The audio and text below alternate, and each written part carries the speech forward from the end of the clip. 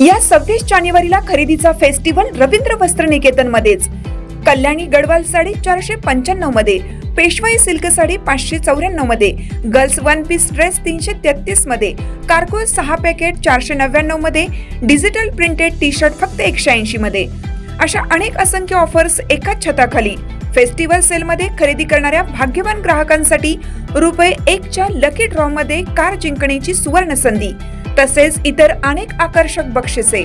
Offer 22 जानेवारी ते 5 February, फक्त 15 दिवसांसाठी। आजच भेट द्या रवींद्र वस्त्र निकेतन, सलगरे, तालुका मिरज, जिल्हा सांगली। ताज्या बातम्यांसाठी महान करेला सबस्क्राइब करा आणि बेल आयकॉनला क्लिक करा। मराठी शोरमा विक्रेत्या तरुणीवर अन्याय, राज ठाकरेंची थेट दखल। शोरमा विक्रेता असलेल्या एका मराठी तरुणीने व्हिडिओच्या माध्यमातून आपली व्यथा मांडली। परप्रांतीय फेरीवाल्यांना टपऱ्या लावू दिल्या जातात, त्यांच्या टपऱ्यांवर कारवाई होत नाही। मात्र एका मराठी तरुणीला KDMC कडून दुकान लावू दिलं जात नाही असा आरोप तिने केला आहे। या प्रकरणाची दखल थेट मनसे अध्यक्ष राज ठाकरे यांनी घेतली।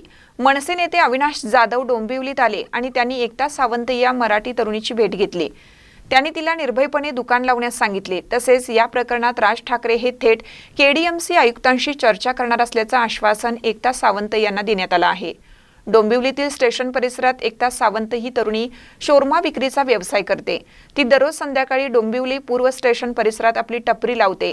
मात्र गेल्या काही दिवसापासून KDMCच्या फेरीवाला कारवाई पथकाकडून वारंवार तिच्यावर कारवाई केली जात असल्याचा आरोप तिने केला आहे।